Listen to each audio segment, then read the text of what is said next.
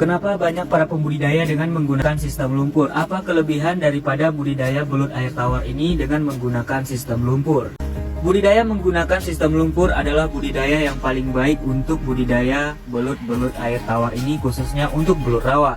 Mengapa demikian? Karena setiap budidaya menggunakan sistem lumpur memiliki setiap kelebihan. Lalu apa saja kelebihan dari budidaya sistem lumpur ini? Yang pertama, belut ini tidak boleh dalam keadaan stres walau kita budidayakan di kolam kecil. Nah, maka dari situ tingkat budidayanya menggunakan sistem lumpur ini, tingkat kesetresan pada budidaya belut ini sangat tipis sekali. Maka dari situ banyak para pembudidaya menggunakan sistem lumpur ini. Ini dikarenakan belut ini memiliki sifat pendiam diri di dalam sarang.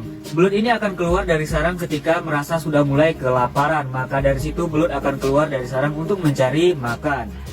Yang kedua, budidaya belut dengan menggunakan sistem lumpur ini adalah dari segi kelebihan, yaitu hemat air. Nah, maka dari situ jika kita menggunakan budidaya belut ini menggunakan sistem air, maka dari situ kita harus mengganti air minimal 1-2 kali dalam seharinya.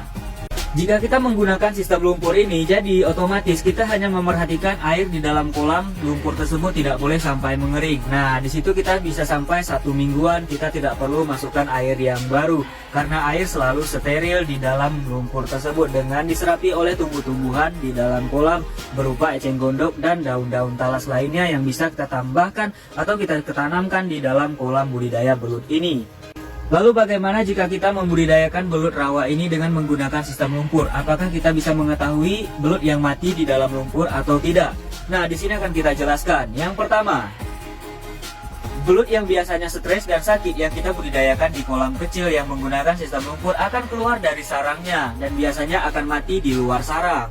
Nah, maka dari situ kita bisa mengetahui belut-belut yang mati di luar sarang. Untuk membudidayakan belut rawa ini menggunakan sistem lumpur, maka yang harus kalian lakukan adalah penyesuaian ukuran tebar bibit, karena ukuran tebar bibit sangat menentukan tingkat keselamatan pada budidaya belut menggunakan sistem lumpur ini. Mengapa demikian? Akan kita bahas dalam video ini juga. Jika kita menebar bibit belut yang tidak sama ukuran, maka dari situ tingkat kanibalismenya sangat tinggi dan otomatis belut-belut yang berukuran kecil tidak bakalan selamat, akan dimangsa oleh belut-belut yang lebih besar lainnya. Maka dari situ kita sarankan untuk membudidayakan belut ini menggunakan sama ukuran agar nanti tingkat keselamatan kanibalnya bisa teratasi. Jika kalian ingin memanen dalam jangka waktu yang singkat, maka tebarlah ukuran bibit belut yang sudah lumayan besar agar tingkat pertumbuhannya bisa melebihi 1 gagang cangkul dalam per ekornya. Belut ini memiliki jangka waktu pemanenan mencapai 4-8 bulan tergantung pada suplai pemberian pakan dan ukuran bibit dan kualitas bibit yang kita budidayakan. Untuk pemasaran belut yang sudah berukuran besar atau sudah mencapai 1 gagang cangkul bisa diperjualbelikan hingga ke luar negeri. Sedangkan untuk ukuran belut yang masih kecil bisa diperjualbelikan di Indonesia dengan sangat mudah sekali dari segi pemasarannya. Belut rawa ini yang kita budidayakan di kolam kecil bisa tumbuh dan berkembang hingga melebihi 1 gagang cangkul dalam per ekornya. Sedangkan untuk belut sawah tidak bisa tumbuh dan berkembang hingga melebihi 1 gagang cangkul dalam per ekornya.